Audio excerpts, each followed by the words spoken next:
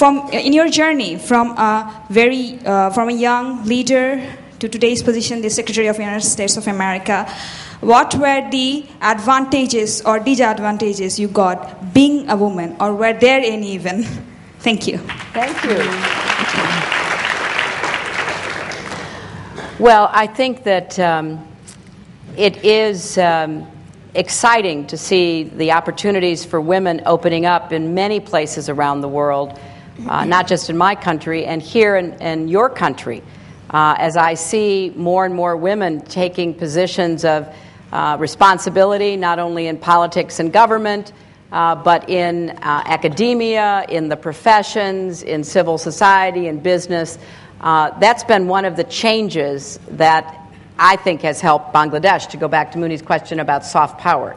The empowerment of women, half the population, makes a huge difference. And certainly I have lived through that kind of experience in my own country, where more and more women were able to pursue their own dreams, to study in colleges and universities that were opening doors to them to pursue careers, professions, and make a contribution.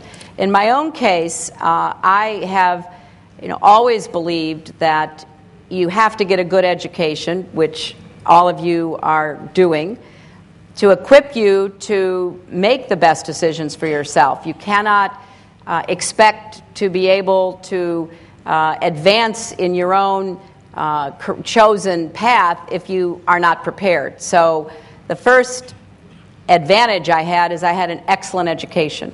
I had a very good secondary education, higher education. I went to law school, got a law degree from Yale University. So I felt that I'd gotten the education that I needed to be able to start making decisions.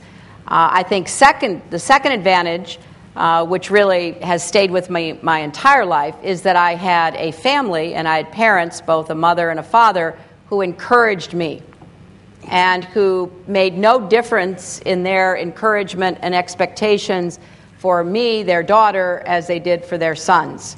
And I just lost my mother in November, but she was somebody who understood that you have to make your own way in life, because ultimately that is how you will determine the purpose and meaning of your life. And she was a wonderful mother and gave me so much, and that, of course, made a huge difference.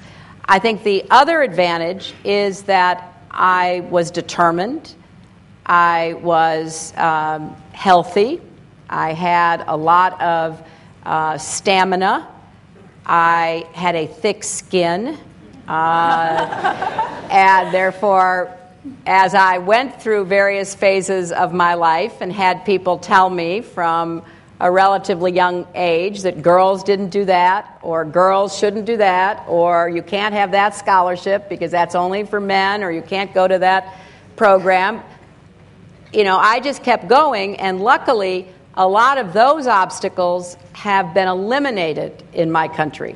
So the kinds of legal obstacles, institutional obstacles that used to exist no longer do for the great part. And so young women have more choices than even I had when I was younger.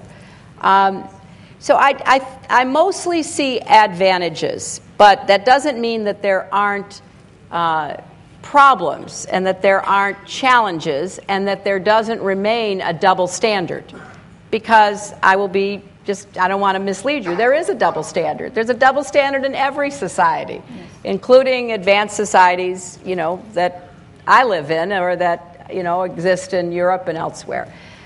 But you can't give in to that. You can't be embittered or angered by it. You just have to keep working to overcome it. And the final thing I would say is I was advantaged because I always believed that women had every right to go as far as their hard work and their talent would take them. But they would have to prove themselves. that there was no given, there was no presumption that couldn't be rebutted. You had to demonstrate that you were capable and ready and willing to do whatever the job was. So I think that it's been mostly advantages, but it's also because I just kept moving forward and did not allow other people's expectations or other people's opposition to determine the choices in my life. And I would think that's true for both women and men, because if you're trying to chart new ground, and some of these young youth leaders, and I have on my bracelet the Volunteer for Bangladesh sign here.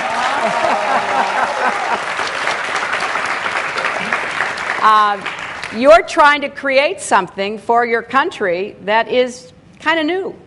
You know, young people historically have had to wait their turn. That's the way it's been in the past, but that's no longer the way it is. You know, you now are able to demonstrate your own ability, make your own mark, make your contribution, but I am sure there will be people who tell you to wait, you know, wait your turn, don't go too fast, don't try to do too much. So you have to be smart about it because you want to be successful, but you also have to be strong enough not to get discouraged and deterred for doing what you believe is right to do. So I think that's the best I can say to answer your question.